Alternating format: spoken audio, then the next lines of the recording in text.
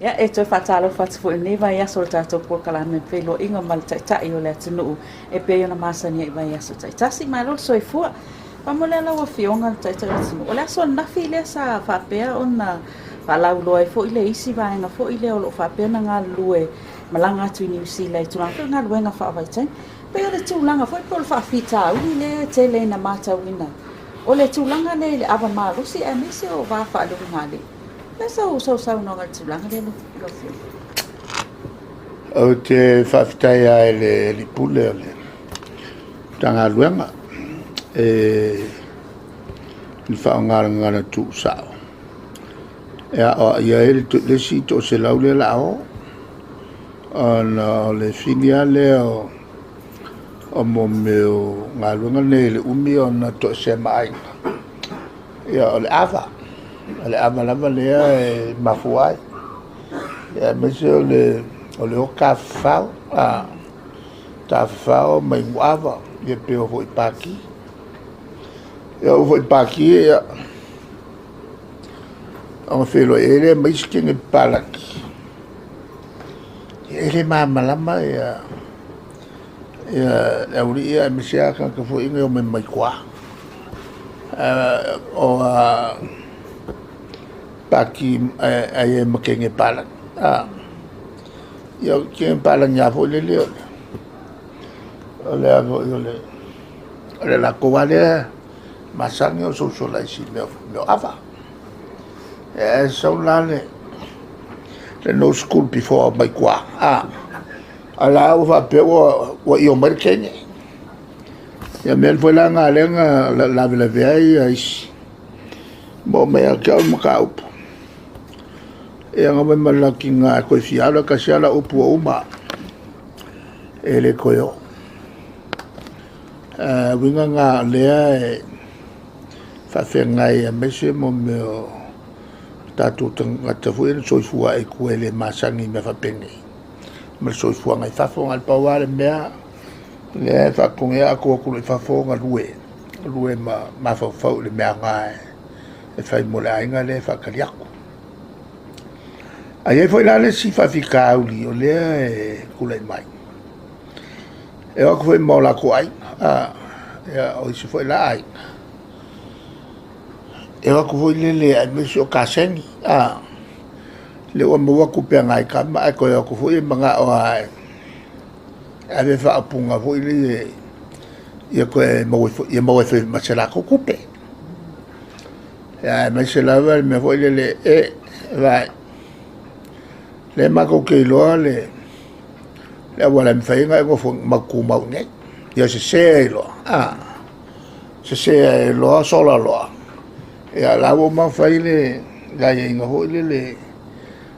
mek sola e mawa oe ngā mailo le whafoi mai ia ngā le ailo leo se ngā luenga sanga e koe atu kasi ngā whini le whawhia ngai o ainga ia le alolofa ia New Zealand o vai angelo ngai kamba yo wa ko kele la ko yo angelo o le ka ko ki le al bo o wala e fo fa nga se ngai yo ka yo ku nge o mo ngalo e pela ngai fa fika ri la kinga e le sam ko mangi wa ngafi dal fo nga fe por ka nge ya ko fa ma la le ngai ka ku ka mafanga o le yo fa e ko nga lu tau ia fa fenga malato ia ngo foka ia le vela le o fata malal malo o fo ile matailo le malu le o po filifili fem ka ko so o puele to na la tene le fretule le falwai ma ro ke ngia kam ia wa ngal to ngal o puele ba pe lo ko o ke lo ia me ele ko feio me ele ko feia la vela nata to le o fai me tu la foi le malo o le foi ko eva kuma ma tangata e fa ngalo tong el malo ina ia fio i pe va ai se vai po le mele e a fo e fa ngalo ngai ma sa fo i fai la ko ya sa fo la mio tatu tangata pela tulangal na tamfengal na tatu malo ina i so sonia ina tatu tangata ia familia ina lalo whenga whaavai nei i le Val Malo New Zealand, Samoa ma i se fo ia tumoto le Pasifika. E kapani le Silver Fern e to se laule na whape ave laso na file na whalaulua na. O le fōlinga mai o Samoa la wale tunu o Pasifika e pito e to tele ia tangata whamari eina i lalo. E ei le tūlanga e li lifai ia company nei a tato. Mua. Ana le malosi tele o le tato whainga whaavaele nei sota inga. E le au noa ma o atu tato sui le whiongai.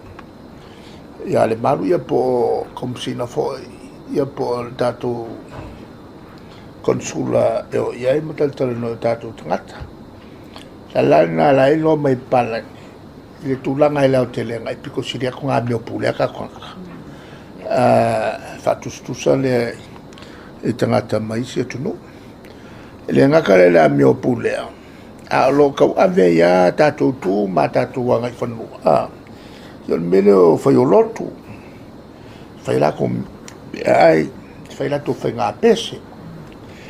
Ale magai e ngi koe ngā winga i vai e palani. Whai la tō whai ngā pese, whai ngā poura.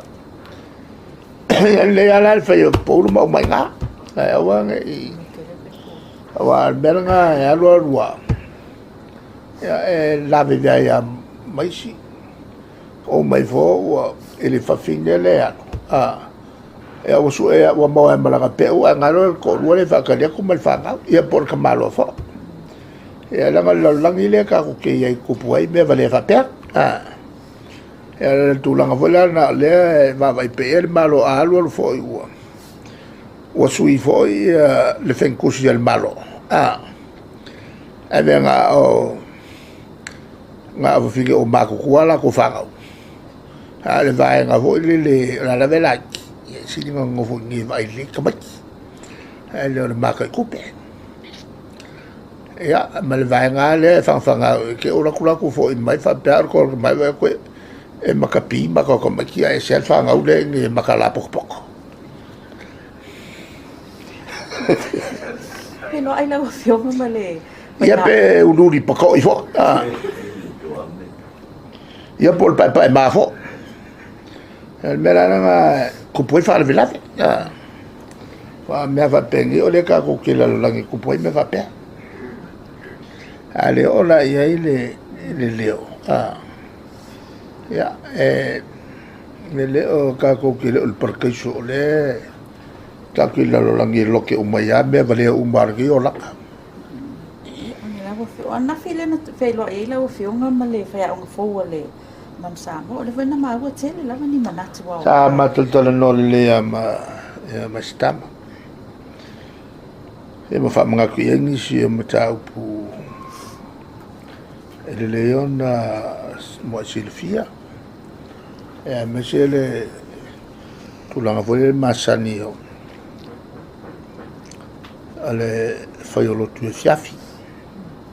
Whaua waipea tū mā ngā whanau Samoa. Ia,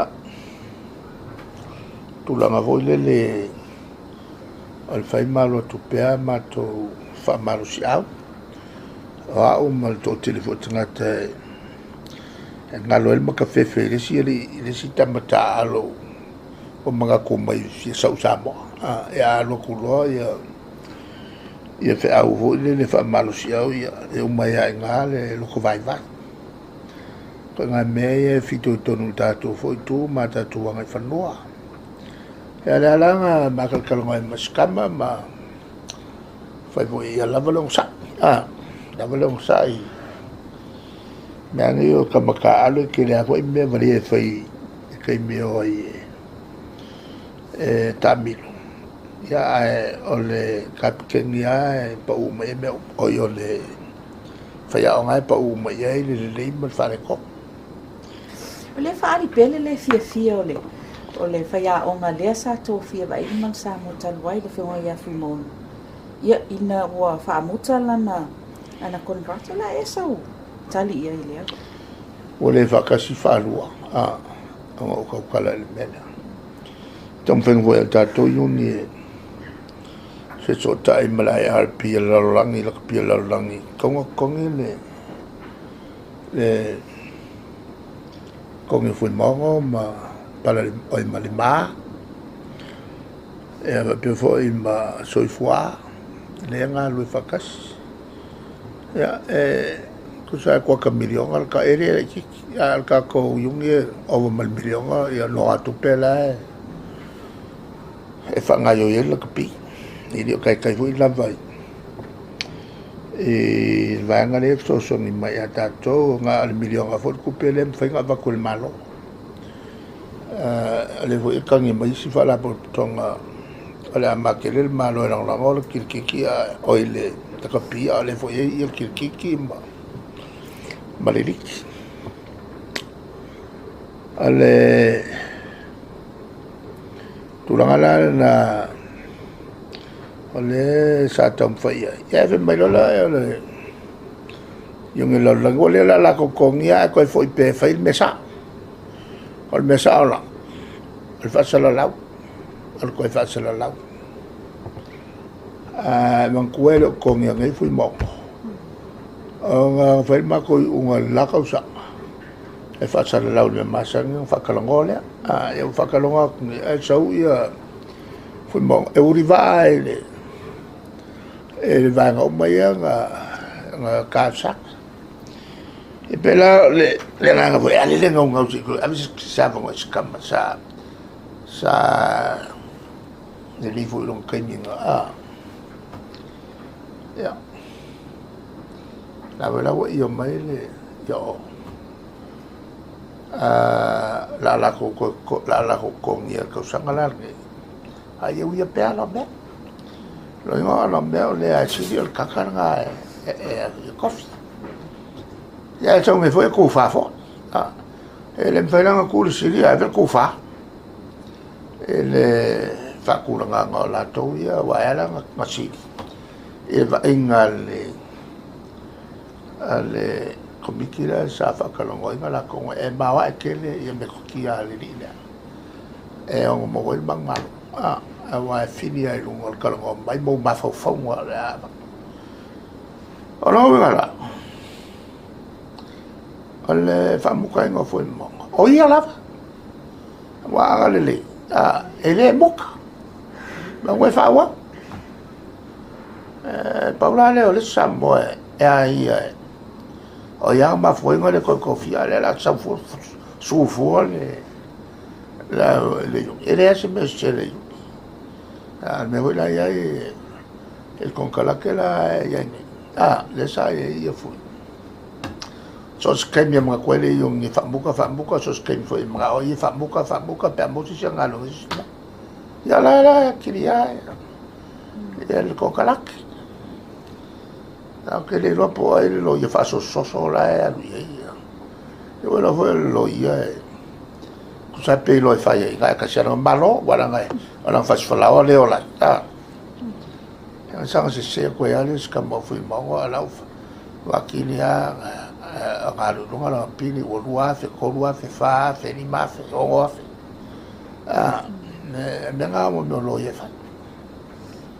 yo pe se vai foi le pe finanga lo ye fu mo no ina ia avatu se fatu se nga lo ye le e fa ko se ku la ngo se ele se o le nga o ya la se a ka lo fa ko se mai ele yo sa ma ka lo fa ya e ho ile nga ho ile alo fa foi ya fui guai se me tengo fiel le sui su cofinga mai ka uma sui mai cofinga ya le melhor le fifi ele vila se me ko kile se pu ya ora ga ya ka fa na ya ka ya lo mo ko pe la forza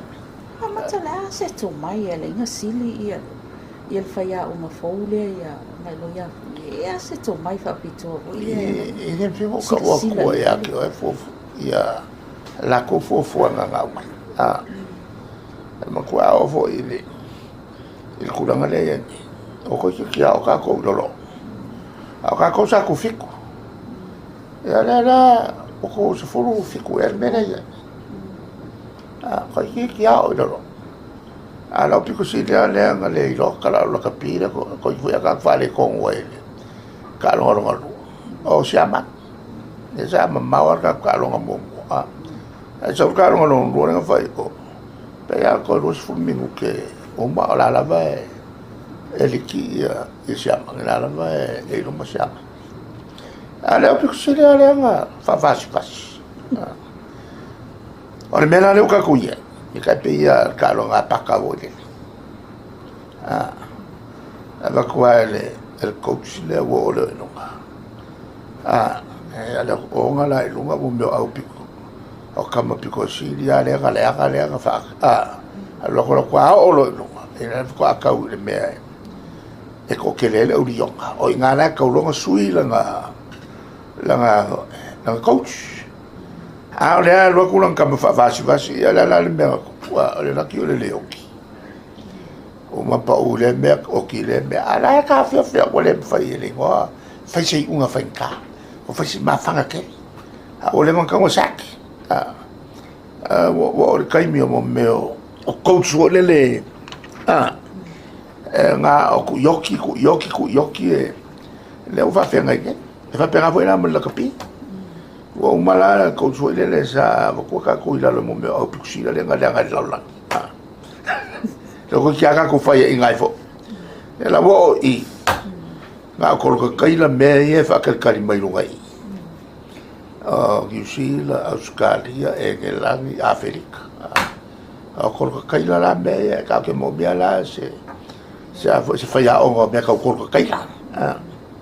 ai pe la o fio ngata ku ne le pe ofisili o lo fa pena na sidi ele malu retino fa pe o kinga ngo ko ngo fui e su ele ava no fo ele na ye toi ma wala va no tsono le ala le ku fai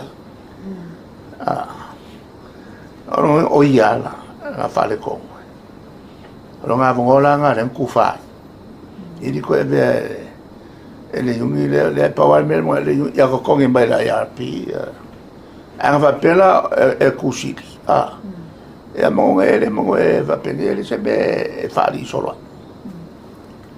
Alo fafta lo fio ngo le la kapiliki o le wa mata wo pe la fe se la wi basuta sile na fatu le tato la kapiliki ya o tonga le pe na fatu ali mata sa ale va ya to mawa ele la tina ale pe uma melanga ye le vanga le wo o kako le ngo como su ya ko le puleka o como su ya ko le vanga le coach ia ma ko kilo le ia la ko covenants ai wala mea fa ia kalo o ngale kule me fare ko na vo ngale le o mai kama piko le e ka e o kama piko le le o ye ko le au sa anga mai la ka pe o le au status o ye o le au fo mai le ka le la wa bi fo ya lo sa mo ko ki fo yo e la vo ile oliva alo fa tai tau sang fo tan malo ta tu ta longa pasifika o le wa mata wa tu fu suanga le la tan malo i sa vai lua fe lo se fu lo i fa mo buen malo e ve tate wina e fa fer si singafo si singafo e fa ono ye se vai mama o ina malo ina ia tan malo sa vai ta si singafo se tau sang alo ngala o ko mai ia e finka ke le merga finka ke la ka o mare ka malu ka ngai alo ngala ngal po nga si Singapore ngal ko ka e ya men foi sa vai me finka fai e fa tai fa una tato po kala me mo nei vai aso se foi